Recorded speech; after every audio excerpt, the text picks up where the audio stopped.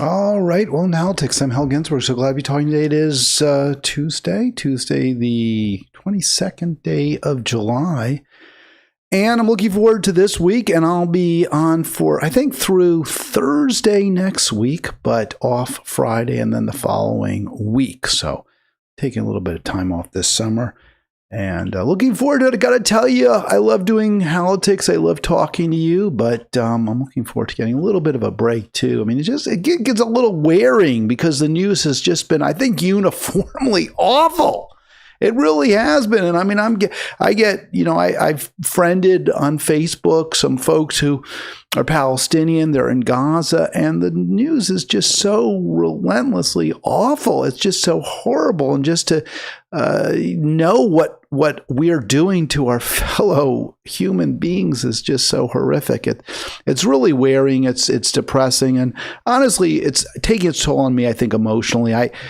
I've really, I think always had some issues the way I talk to people, and I get angry, I get resentful, and I really have tried to tone that down a little bit to be a better listener. I think sometimes you may observe when I'm talking to Arlen, I get a little bit upset, but I really try to respect people I talk to because I know they have good intentions, or almost always. I mean, there are always going to be some people with that, but I think most of us really do want what's best. But I don't know, it just seems that the moral questions that we're grappling with now are so serious, and the answers are so clear. I mean, I don't get the kind of, deflection. You'll hear people will still say, oh, well, what about Hamas? When you point out Israel is shooting children. Now, Caitlin Johnstone, great X or tweeter, whatever term you want to use, really just a champion, a stalwart on social media, pointing out something I didn't realize. I read today that the doctors in Gaza are noting that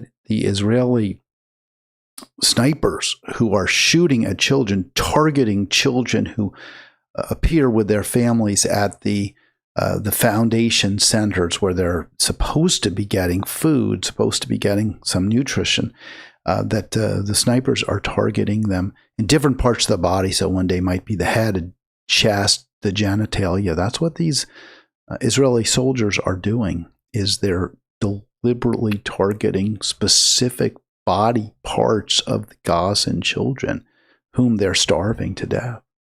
So that's what we are guilty of as well. That's what we're complicit in. And it's wearing to discuss. It's wearing when people try to defend it, justify it, distract from it, make excuses for it. And one problem that I tend to have, and I think this is counterproductive. I mean, I've been so frustrated. I saw a post we'll get to from Johnstone, actually, asking what we're supposed to do now. And this is kind of making a little bit of a rounds on social media. What are we supposed to do now, given what we're living through, given what we're doing, given what we're observing, and our government's utter, responsibility? What is our responsibility as human beings to do? What can we do? I think it's a great question. It's a critically important question. I don't obviously have any, I don't have any answers. I do what I can. I think, I hope this is somewhat useful, somewhat helpful. I hope it makes a difference. But, nothing's changing. Nothing's changing. And it's hard for me when people don't, I believe, center the real issues, the real problems, the real victims. And in this case, the victims are the people in Gaza, the people in the West Bank. They're the victims of the United States military, certainly the mic, right? It's not our army, but part of the whole military industrial complex. And first and foremost, the Israeli military, which we fund, which we supply, which we support. It's something I'm not going to stop talking about. 240-242-5646, 240-242-5646. I do think people are coming around, but policy isn't changing. And, that's why I called yesterday's program Invincible AIPAC, because notwithstanding the ever increasing disgust, the the sickness that Americans are now feeling, like I am, at the crime, the war crimes that our government and the Israeli government are responsible for, despite this now overwhelming consensus that we must stop. We continue to murder in cold blood the people in Gaza. And that is very, very hard. I think it's very hard for us to accept. I think it's, we don't want to accept. We don't ever want to say this is okay or this is just the way it is. But I guess that is the way it is. From Anadolu Ajansi, death toll now 59,100, again official. Obviously, the real count is manyfold higher, somewhere in the 8% range, something in that range. 7-8% of Palestinians now have been at least casualties, and they all know people who have died as a result of what Israel and the United States are doing. The official death count, according to Anadolu Ajansi, the Turkish agency, 59,106 Palestinians killed by Israel since October 23rd.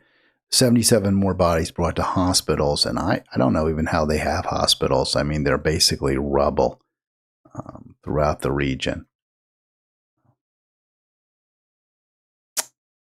Yeah. And just my, personal little slide I do. The number they have there is, I think it's, that's correct, 59,106 since the 7th of October 23. And then Trump and Netanyahu, since just in this year alone, responsible for 8,268 Gazans and well over now 4,000 women and children. So, yeah. So when going through some of the stories that we're going to talk about, and we're going to focus again, as we have, well, at least on, Gaza will be a player in the program. It's not going to be centered throughout the way we did yesterday, the way I did yesterday. But in the stories that we're going to talk about, and I mentioned, just come back to Invincible AIPAC, not just the fact that 422 out of 428 voting Congress members voted against the Taylor Greene Amendment. And we've got a quote from AOC. She's pretty hot. She's pretty upset at the fact that people are criticizing her for her vote. She definitely views herself as the victim here. But I wanted to play this clip from Dr. King because I think, he speaks so beautifully.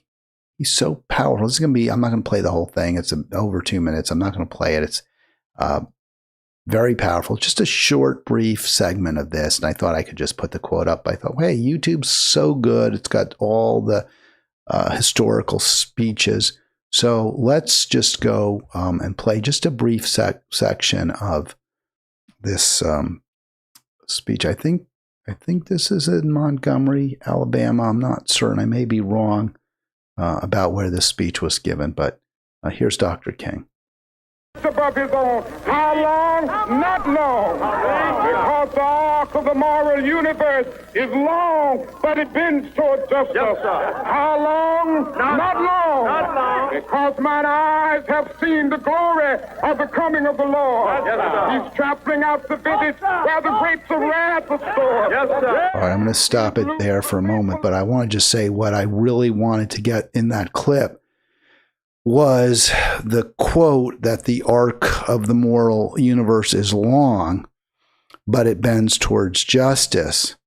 And I know we want to believe that. And I wanted to play all of it so you get the context, because I wasn't sure if he had any qualifiers in there, or if he said, well, it's long, it bends towards justice, but we have to recognize that it doesn't always bend towards justice. And sometimes it takes a very, very long time. And of course, he says not long because he's motivating his listeners and because it's a call and a response situation. Together, we're going to bring about justice. And to a significant degree, they did, right? I mean, this was in the midst of the civil rights movement. I don't think that was a speech on that was part of the March on Washington.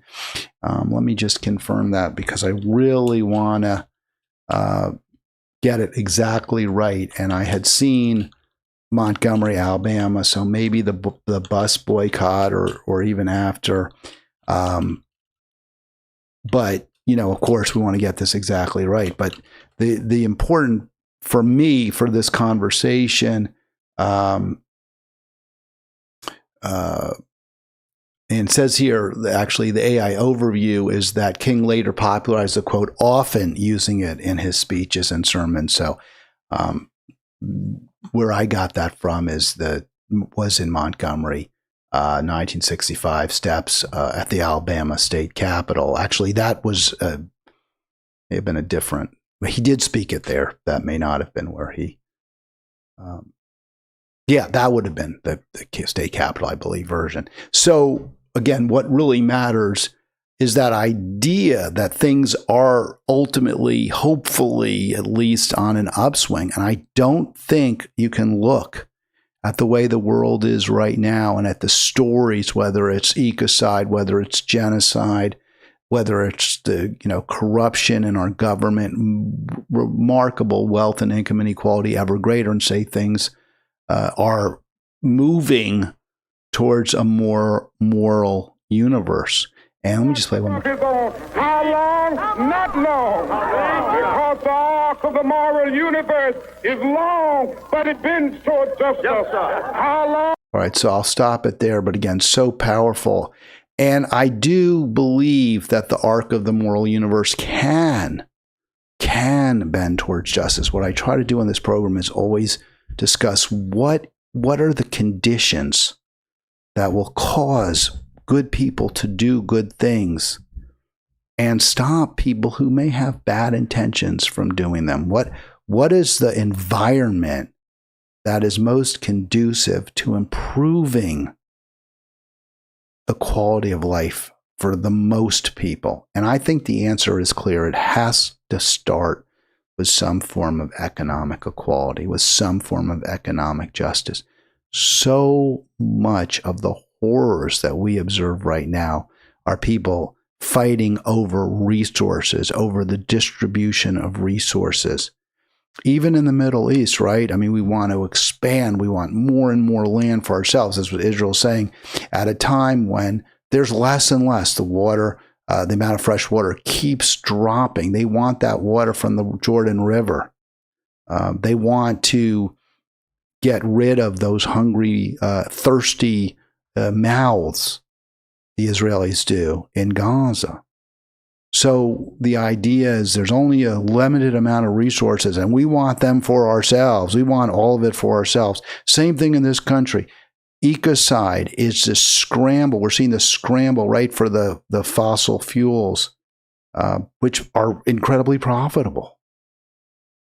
But if you can create an environment, as we were kind of not completely for sure, but getting towards an environment in the 40s, 50s, 60s in this country where pretty much everyone had enough. Not everyone. There was certainly people who were poor, truly impoverished. In fact, it could be terrible poverty in the South, but we were moving in the right direction.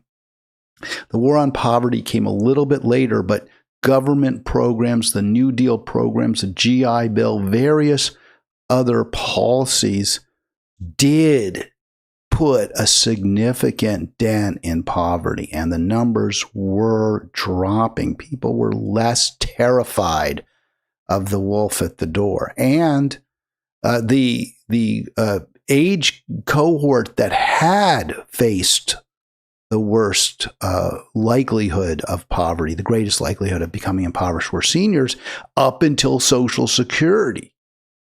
And by the late 30s, 40s, 50s, Social Security is kicking in.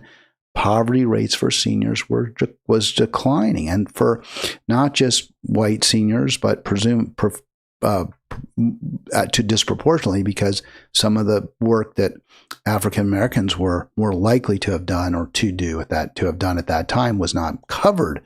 But even so, many were covered and were getting Social Security benefits, and poverty was dropping across the land.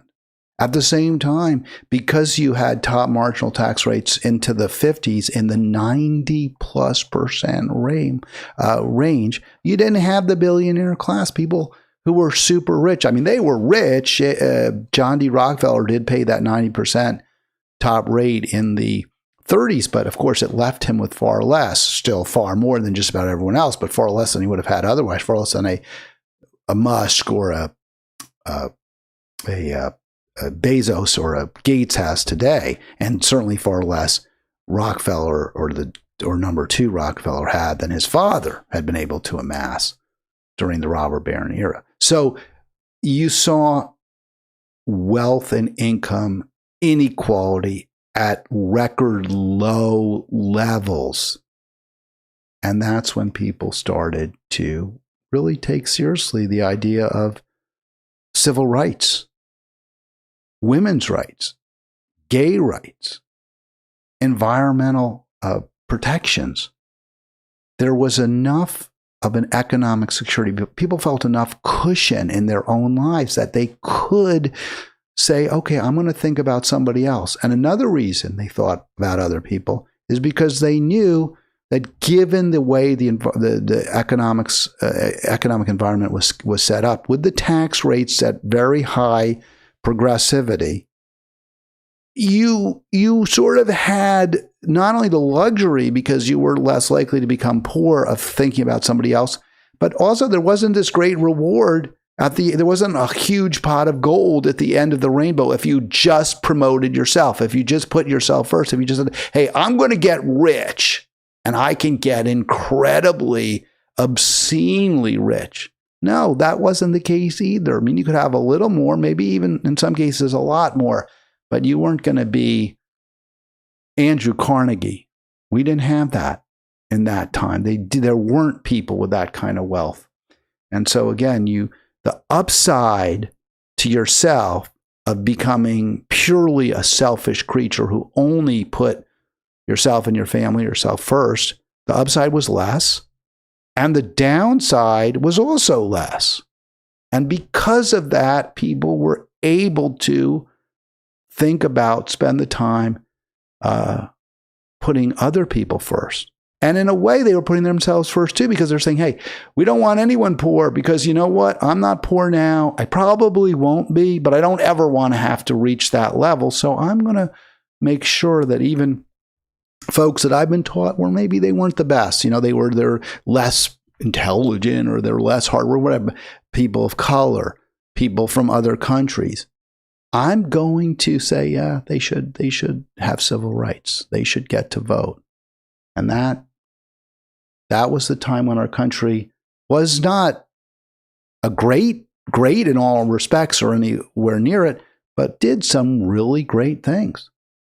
We've obviously gone in the opposite direction. So I would say to Dr. King, I agree with you. I mean, of course, I always agree with you, but I would say I agree with the specific point you're making, that the arc of the moral universe bends towards justice when wealth and income inequalities are relatively low, when they're relatively reduced. That's not the world we live in today. That's the opposite. We have wealth and income inequalities at record levels, and we live in a cruel, we live in a violent, we live in a dirty, actually physically dirty society with ecocide and climate catastrophe and all. Yesterday's thumbnail here, Invincible AIPAC. So we will revisit that story. And the reason I use that thumbnail was because despite the obvious negative reaction, the ever greater anger and dislike now, disapprobation, the ever increasing sense that Israel and AIPAC are doing the wrong thing, that they're pushing us down a very, very bad track to a very bad place. Despite that fact that we as Americans get that, and the world gets it. UK, France, and 23 other countries say the war in Gaza must end now. Well under half now, less than half in U.S. are sympathetic towards Israelis. Despite that fact, our representatives, by overwhelming numbers, vote to supply Israel with killing weapons. So that's why I said Invincible AIPAC. There's nothing that seems to stop them. This story follows on that. It's not quite, it's not about voting to fund a genocide, which is what, of course, our government is doing because they're so afraid of AIPAC and the Israeli lobby. But this story, it kind of a sad little coda to that, or sad little supplement to that story. We reported 2 weeks ago, something like that, the National Education Association rank and file teachers said, hey, you know what? We don't want to get learning materials, educational documentation. We don't want to get it from ADL. They're not trustworthy. They are recognized as dishonest, as fabricators, as fabulous. They've created a myth of Israel as the victim, as Palestinians, Hamas as the murderers responsible for the violence. We don't want that. We don't want to teach that. We don't want to get that crap. Stop. We're voting. The teachers did, the rank and file, the members of the National Education Association said no more. We're done with ADL. And just yesterday or 2 days ago, must have been yesterday because 2 days ago, Sunday, I don't think they did business.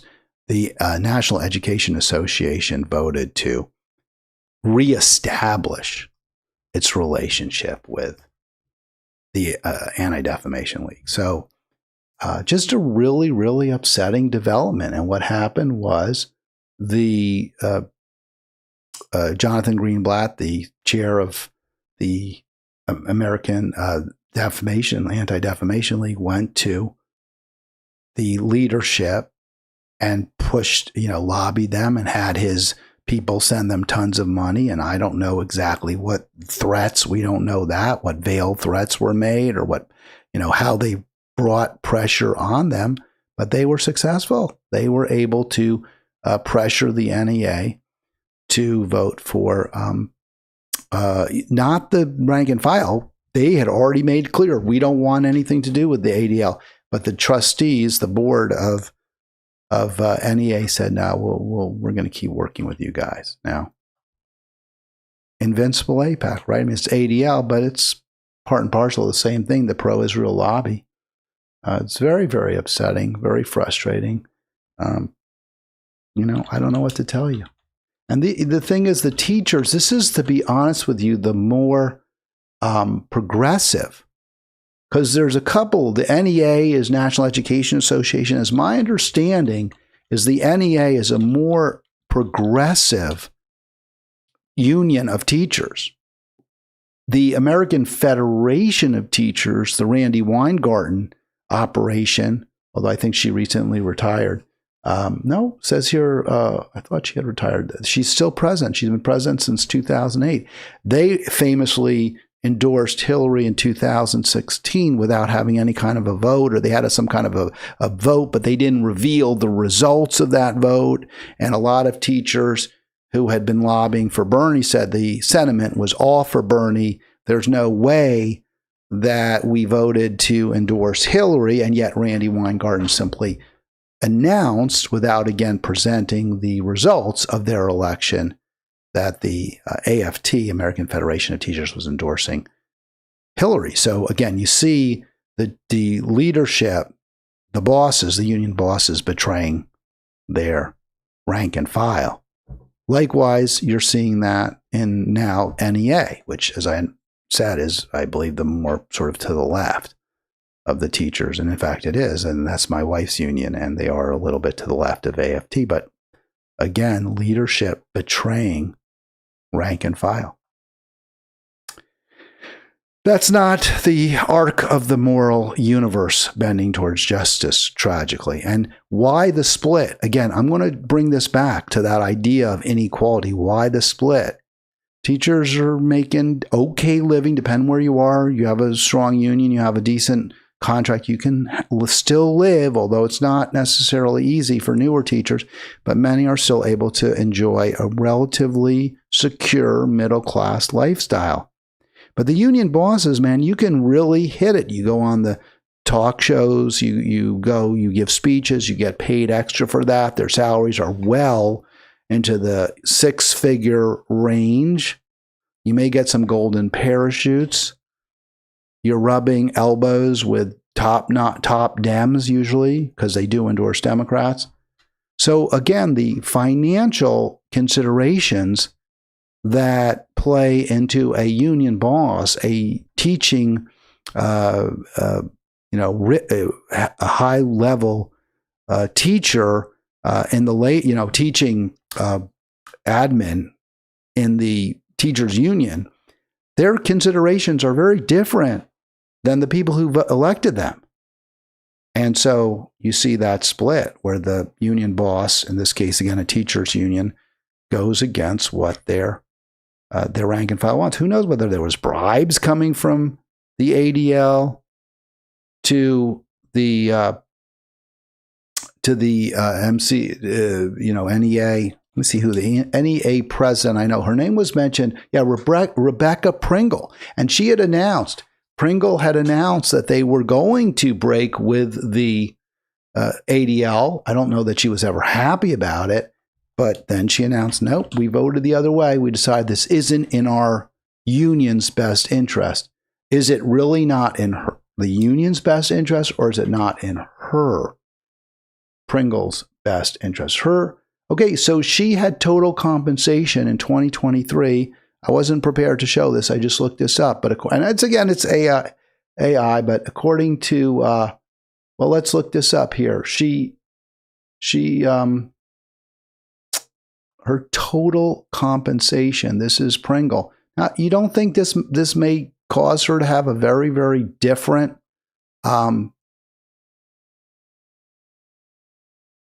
set of interests than her rank and file? I mean, this is absurd. Her compensation was almost $500,000. And we see this over and over, pointing this out with Faz Shakir as an NGO president. He's making not that kind of money, but well over $200,000. So you can see how people in that, with those kinds of remuneration have very, very different concerns. And they're going to act in ways, if they can, that benefit them rather than a more perfect union with Shakir are going to benefit them rather than necessarily the people that they're supposed to help. And you can only hope they'll get voted out. But there's a lot of other considerations what people take when they make those union votes. But all of this causes erosion of trust, of belief in our institutions. It causes people to become resentful, angry, and mistrustful. And so it's kind of the end of democracy, or it should be pro-democracy labor unions that are really focused on injustice, now promoting a false narrative that somehow Jewish people are the victims, that somehow there's this anti-Semitism. And there's zero evidence for this. Pringle actually said, there's a lot of anti-Semitism out there, which is what the ADL always says. And yet they never provide the evidence. They never provide any proof, any documentation. The problem in this country is not anti-Semitism. It's Islamophobia. It's racism. And you know what it is? It's an all-powerful, apparently all-powerful pro-Israel lobby. Another example, right? Look at, and this is really pretty horrific. We talked about AOC yesterday. She voted for the Iron Dome. She said, oh, yeah, we're going to keep funding it. That's defensive. Those are the missile interceptors. We need to keep sending Israel those. We don't want Israeli civilians to die.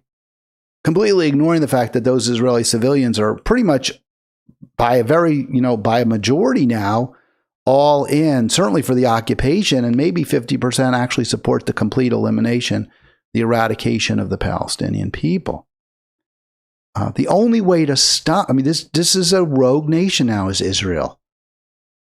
If they had to face at least some of the rack and ruin that they're bringing down on their neighbors, then maybe they'd think 3 times before committing the war crimes that they're committing. But instead, she's like, no, we're going to give the mass murderer, the serial killer, a bulletproof vest. And when she's gotten called out, it's pretty amazing. I was really interested and surprised to see so much criticism, and I'm delighted by it. Trust me, I'm really, really happy about it. So much criticism of AOC these days from even the centrist the centrist sort of, I don't know what you call them.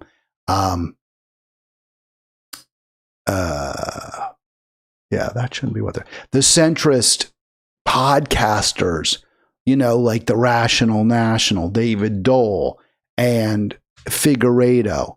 These are your typical, I think, who was it who did this? Kulinski. Kulinski actually went after AOC, and that's very, very rare. These are, basically center-left Dems is who they are.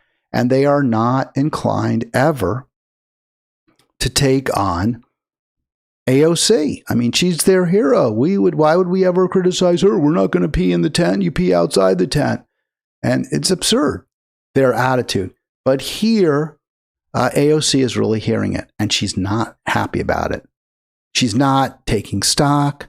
She's not doing a post-mortem. She's not saying, gee, maybe I got this wrong. Gee, maybe it would have been a better idea for me not to vote for that Iron Dome. Her attitude instead is, hey, I have a great record. I'm awesome. One of the strongest in Congress. Wow. She's really set the bar high there, hasn't she? One of the strongest in Congress. I throw down for pro-Palestine candidates. I guess she's talking about Mamdani, which she didn't really want to do. She wasn't, you could tell she was a little reluctant there. Largely unrecognized work. Poor AOC. We're supposed to, oh, you're so great. You're so wonderful. Can we kiss your ring because you've thrown down for a pro-Palestine candidate? Maybe that's your job. Maybe you should be leading a real revolution in Congress rather than just asking for pats on the back. And then if you want to toss all that, I love this. It's so self-aggrandizing. It's so, self-pitying and aggrandizing at the same time. She's strutting and groveling. She's like, oh, I've done so much. I've thrown down and nobody even thanks me for it. I'm unrecognized. But that's fine. I don't have to. You don't have to. I just do it because I'm such a good person. I'm AOC. I'm so wonderful. But if you want to toss me out because of some half-assed Marjorie Taylor Greene stunt, be my guest. Like, okay. So you'll show me, or I'll show you if you throw me out. But how about you say, you know what? I got this wrong. I shouldn't have done that. I was wrong. I took a lot of pressure, a lot of heat, and it's hard for me. It's hard for me to stand up against the, hundreds and hundreds and hundreds of other Congress members who are pressuring me. It's tough. And I didn't do it. And I'm sorry. Instead of saying, oh, I'm so great, I'm the best. And I'm not a big cursor.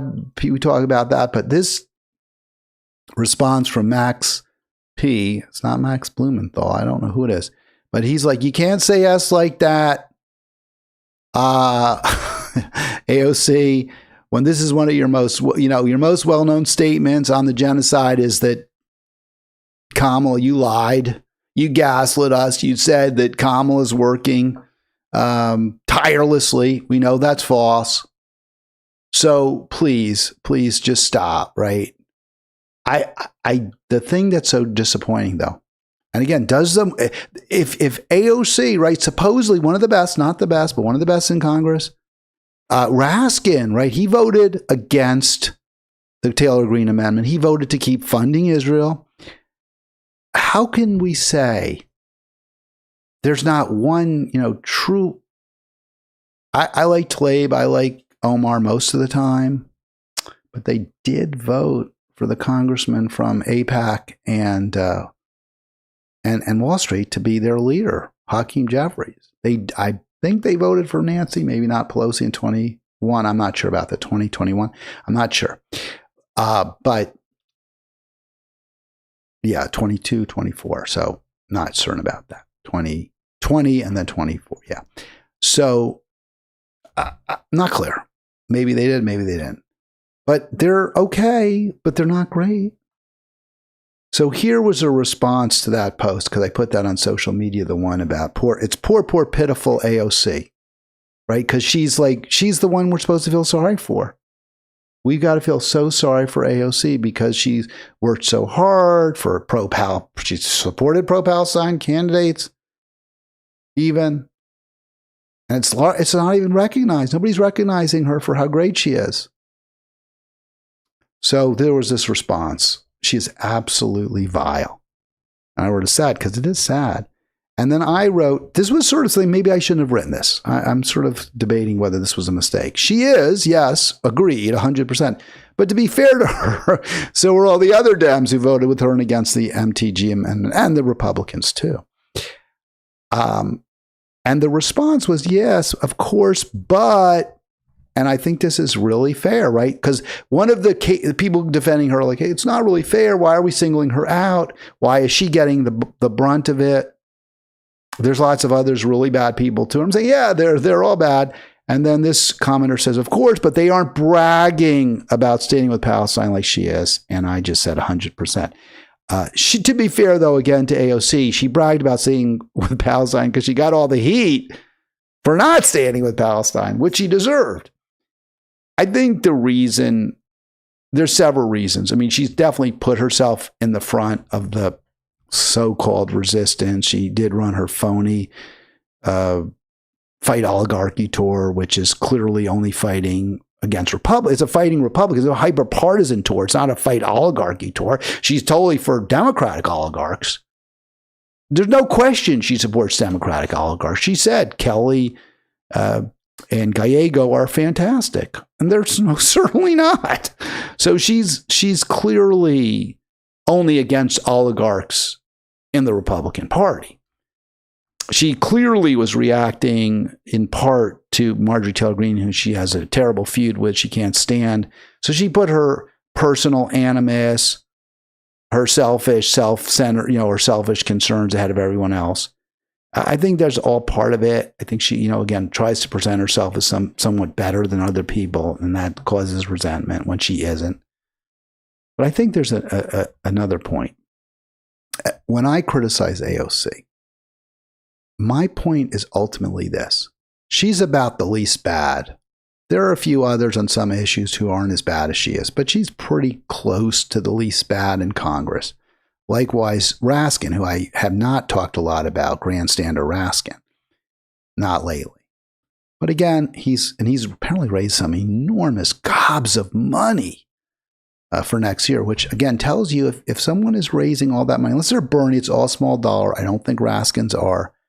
And even then, Bernie's kind of been a disappointment. But the fact that Raskin is such a prolific fundraiser does call into question where his loyalties lie. Are they with the people or are they with the donors? You shouldn't have to bribe these people to do what you want them to do. It shouldn't be the case. They should just do the right thing, period. The reason that I spend a lot of time focusing on these ultimately dishonest, dishonorable, traitorous when it comes to the working class, traitors to the working class, Congress members like AOC, Raskin, and the like, is because if they're that bad, then imagine how much worse the others are. And if the others are even worse, then what possible hope can there be to reform the Democratic Party? Then isn't it clear? How could it not be more obvious that we cannot reform this party? We cannot take this party over. We cannot change this party. I know that I've thought in the past you could. I'm not presenting myself as some seer who figured it all out, before ever, maybe before some people, but heck, I was on board the Our Revolution strategy of the inside game. Let's take over the party. We had in Maryland, we had a program. We called it Project Coup. It wasn't my idea. I didn't come up with it. I loved it at the time. I talked about it with Democratic, leaders in Maryland who were very far to the left. And, it was called, I didn't know why it was called, I thought it was called Project Coup at first. You may or may not get the reference, but I'll explain in a moment. I thought it was called Project Cuckoo because we were going to drive the Democratic establishment crazy, cuckoo. But that wasn't the reason they called it that. It was because the cuckoo bird lays its eggs in the nests of other birds and lets them, hatch the baby and then feed the baby. Because at first they don't know. They all look kind of the same. The birds don't know whether it's their baby or the other baby. And the cuckoo bird sort of is bigger than the other, grows bigger and kind of pushes the others out of the nest and takes over, right? So the theory was, we'll call it Project Cuckoo. I didn't come up with a name. And I didn't even come up with a strategy. Wasn't part of that. But I just heard about it. I became one of the people who was tasked with implementing the strategy. And we had limited success, but some. The point was, we're going to lay our progressive eggs in the Democratic nest, and then we're going to take it over like the cuckoo birds do. And unfortunately, and I had grand hopes. Again, I don't want to present myself as like, oh yeah, I knew it wasn't going to work. I thought it could work. I really did. My attitude was, hey, we're in the majority. Most Americans want Medicare for all. Most Marylanders want Medicare for all. Most Marylanders want a tighter safety net. Most Marylanders want the rich to pay their fair share, which was the framing that the progressives would use to call for raising taxes. Most Marylanders want to clean up the Chesapeake Bay. That was my attitude. And I was thinking, and I'm a pretty good writer and I'm persuasive and I can, help make the case for A, Project Cuckoo, and B, for more progressive legislation. That was my attitude. We endorsed, as an organization, we endorsed Vangelis, who had been a Bernie supporter, prominent Bernie supporter in 2016, to run for governor against the Larry Hogan, who was the incumbent, the Republican incumbent in 2018. So again, part of Project Cuckoo, we're going to get this progressive Democrat, this guy who was head of the NAACP, who was a Bernie endorser, and he didn't win. He didn't do very well. Not only that, but his lieutenant gubernatorial candidate was a real long time, I would say, I guess you could maybe say center left, but long time Democratic operative, lots of deep ties to the Democratic Party in Maryland and throughout the country. I believe she's a friend of Hillary Clinton. So it was a disappointment. I didn't really know much about her at the time. I didn't really care who he picked as his lieutenant gubernatorial candidate. And I thought, well, maybe to the extent she isn't as progressive as he is, which was obvious, maybe that helps get him votes. Didn't. So again, we saw that when there was someone who was pretty much at least associated with the far left of the party, couldn't win, couldn't beat the governor. And in the Democratic Party writ large, the legislative branch here, they just had no ability to get past the leadership. Very conservative Democratic leadership in both the Senate and the House. And it was just awful, right? We just got nowhere. We just got nowhere. And so at some point it became clear this wasn't going to happen. We weren't going to be successful at taking over the party. Project Coup wasn't going to work. It hasn't worked. Many people believe it's still possible.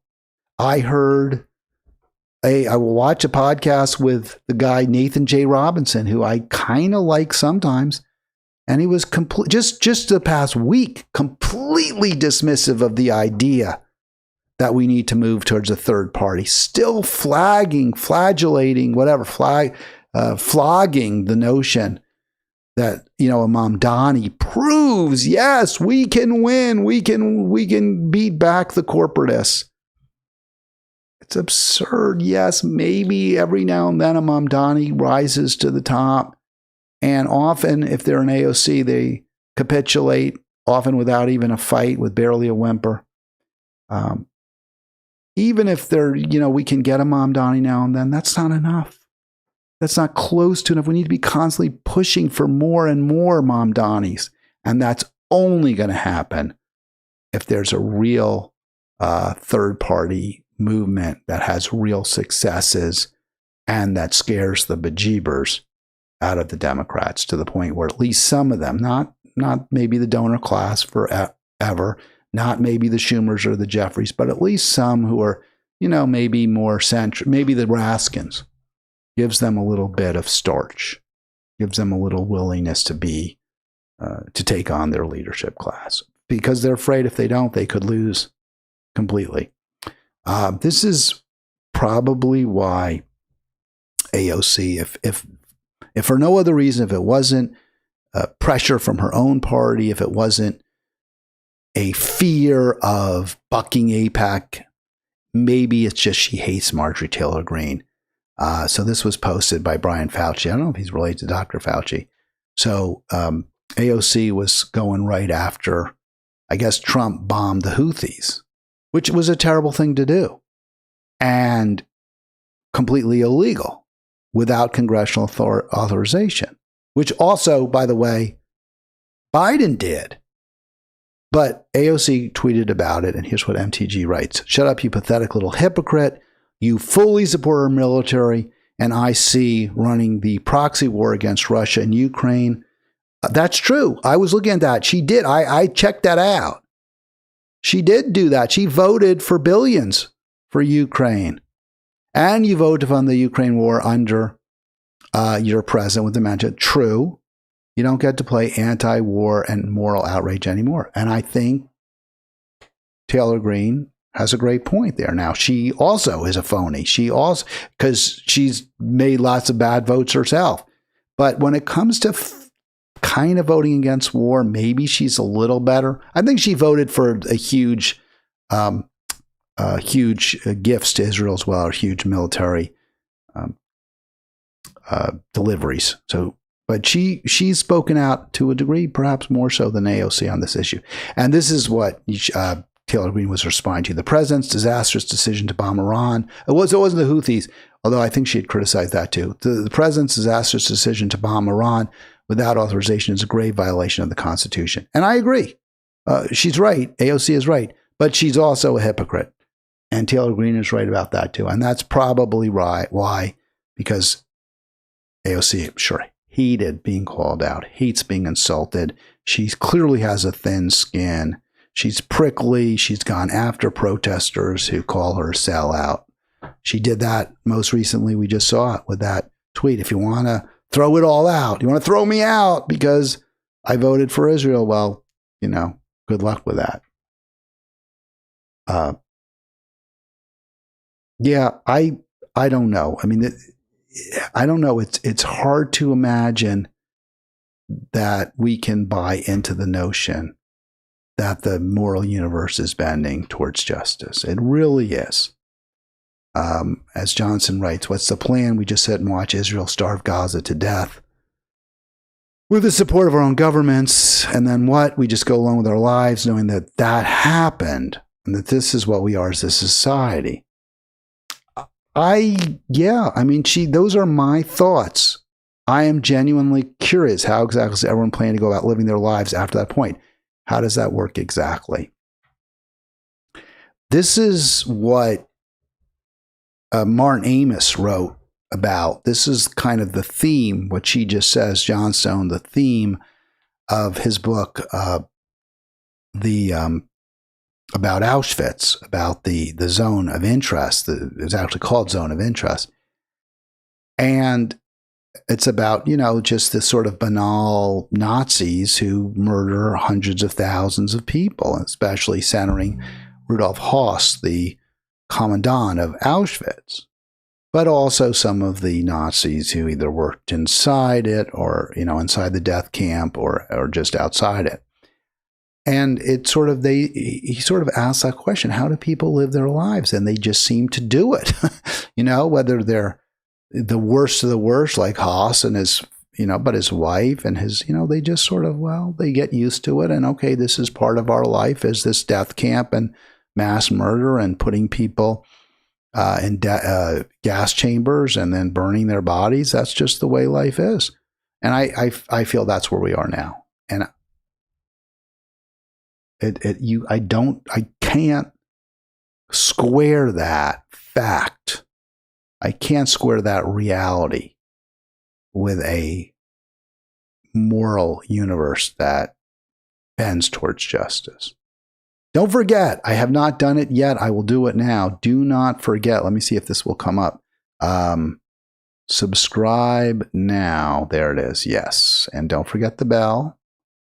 Also hope that you will join us on Facebook, which is a great place. Great. When I say great place, I mean the Halitics page.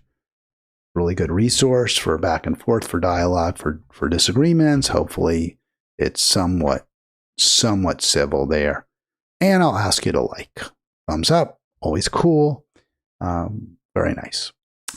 To see those. And absolutely helps with the algorithm, helps us cut through the other videos that are sort of like this program, but none of them really are exactly the same.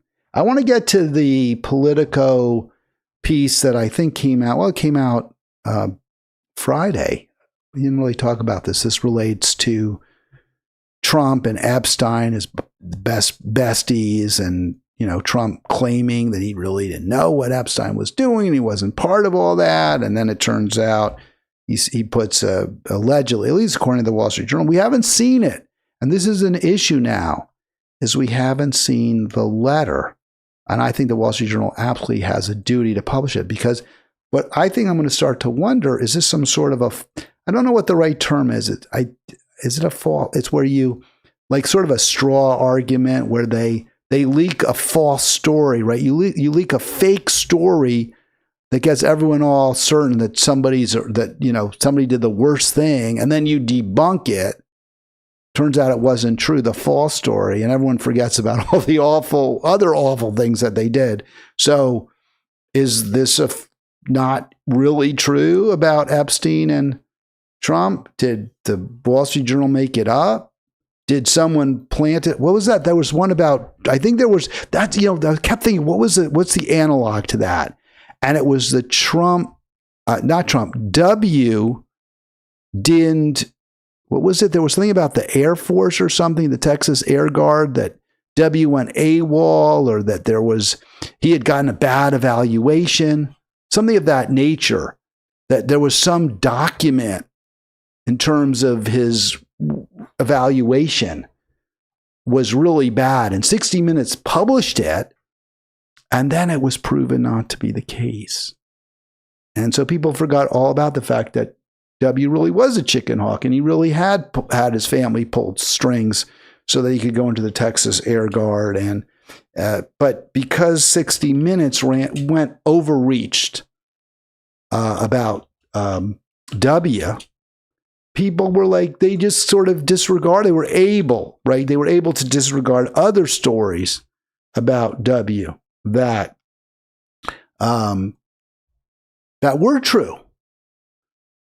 The whatever bad things he did, and he did so many.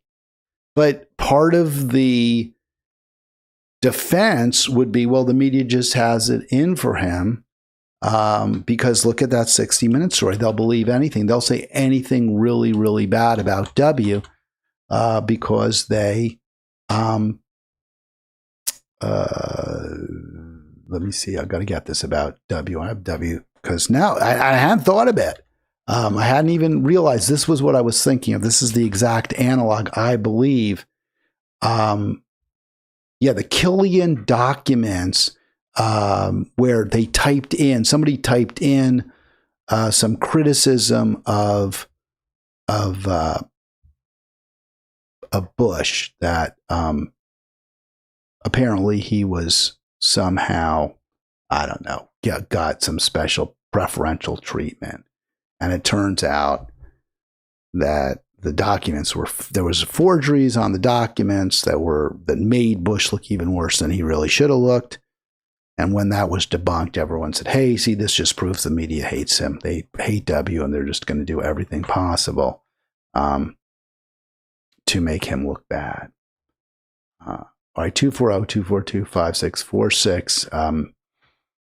Now, this could be, I'm not saying it is, this could be exactly what we're seeing with the Epstein letter.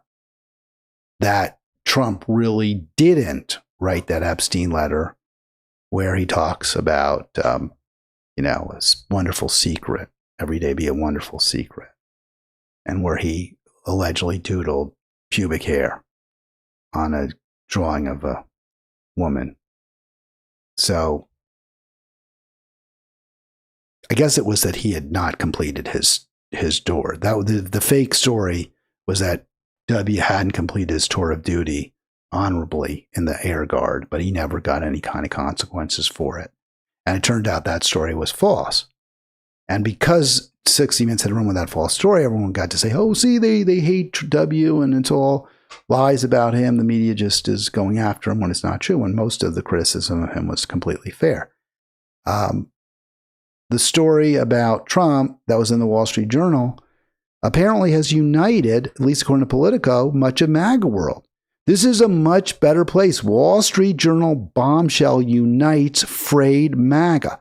The latest development, that is the story that the Wall Street Journal published saying that Trump and Epstein were good friends and Trump sent him a happy birthday, somewhat obscene drawing, that crude, that might not be true. But regardless, the MAGAs now unite because they hate the Wall Street Journal. It's not that it is Republican, but it's establishment Republican, it's corporate Republican. There's no sort of whiff of right-wing populism to the Journal. And for that reason, MAGA world can't stand it. And now that the Wall Street Journal has, waded into the criticism of Trump by publishing this letter, MAGA saying, oh, look, there's a witch hunt. They're all willing to acknowledge, to rally around the president when he says it's a witch hunt. So is this another Killian document story like the one that W's, probably Karl Rove or someone else, planted, saying the Democrats are smearing the Honorable George W. Bush, who served a complete term in the Texas Air Guard. And they're saying he didn't, but you can see they just typed in some BS. And really, it was probably Rove who did that. The kind of dirty tricks he was known for. Is this a similar kind of dirty trick, creating a straw argument that Trump was best buddies with Epstein and using that to actually as a smokescreen to prevent the real materials, the real Epstein report from coming out? And I would absolutely believe it. But I gotta believe, I would believe it. I could believe it. But I don't know that Trump has anyone like who's got that kind of shrewdness, that cleverness of Karl Rove on his staff. I'm not sure he does. And also, I'm not sure would the Wall Street Journal really be suckers for this, or would they be doing it deliberately? Maybe the Wall Street Journal, they kind of don't hate Trump. There's certain policy of Trump. They probably dislike him less, especially when it comes to Israel, than they feel towards people like Mamdani. So they know that the MAGA base hates Trump, but we don't hates us. They know the MAGA hates the Journal, but we don't hate Trump. They think we hate Trump. We don't. They just hate us. That's fine. We'll use their hatred against us to leverage. We'll leverage that so that we'll run a story against Trump that will ultimately be falsified. And this will cause MAGA to rally around Trump. It's possible. And you see here Charlie Kirk saying, look, it's like a joke. He's some sort of a doodler now. He's Robert Frost or something as a poet. No one said he was Robert Frost. And Kirk, of course, is full of crap. But they're able to claim this nonsense because, yes, the Wall Street Journal did present a story in which they insist Trump wrote a thank you letter, a happy birthday note, rather, to the serial child abuser, the sex trafficker, and underage girls sex trafficker, Epstein. And here you see Trump does draw. That's one of Trump's drawings. Trump does doodle. It makes perfect sense that Trump would have doodled a letter to Epstein with something obscene. The point here is now the Journal has to release that information. They have to present it. Otherwise, I think Trump is going to get away with this, and we won't know who was involved in this very, very high-level scandal, corruption at the highest levels, a terrible crime, many victims, both parties complicit. It really would be a big deal if this came to light. And despite the fact that some in MAGA seem to be more inclined to take Trump's claim of innocence seriously, given that it's the Wall Street Journal now that's piling on, there's still a real fear among Republicans that there would be a vote to release all the materials. And you can see here Mike Johnson saying, nope, we're gonna recess early. I'm going to do everything in my power to prevent a vote on releasing the files. So we're going to have to wait at least until September before there'll even be a vote. And again, the hope is this will die down. Something new will take its place. It's very, very unfair. It's wrong. And again, this does not, and it's not because I want to just take down Trump. I want to know what happened. I want to know who was involved. Gates, Clinton, Trump, Prince Andrew, what other big wigs, big shots, billionaires were going down to that island and being part of this crime, this abuse of minors? Who was doing this? So we need to find out. And it almost certainly, I won't say it almost certainly, but there's a very strong likelihood it's just going to get swept under the carpet. I can't reconcile that with the arc of the moral universe bending towards justice. If there was a bent or bending towards justice, then these sleazy, creepy power abusers, their names would come out. They would face some kind of reckoning for what they did. So again, unless there's some measure of it, see, they're too rich to fail. They're too powerful. They have too much influence. Again, when you have less wealth and income inequality, then the universe is much freer. That's an environment that's much more conducive towards a bend to justice. You know what? I hoped to talk about Colbert. I hoped to talk why he was canceled. I hoped to talk about Greta Thunberg. Did not get that opportunity. I am sorry. Today, we're through the end of this program, over an hour, but I will get to those stories tomorrow. They're big stories. They're good stories. I want to hit on them. So yes, we will talk about Thunberg, and we'll talk about. I'm going to put those right at the top. Thunberg and Colbert. Why was he canceled? Really interesting piece by the Oracle, Nate Silver, who had been on the show a few times. And he provides his insights, and they're interesting. I don't think he's right on everything, but certainly worth discussing. and certainly relevant in today's political environment, why Stephen Colbert will no longer have a show on CBS after, I think, about 10 or 11 months. So he's going to be going for a little longer. So that's all on tomorrow's Halitics. Have a great afternoon, and thank you for being part of Halitics.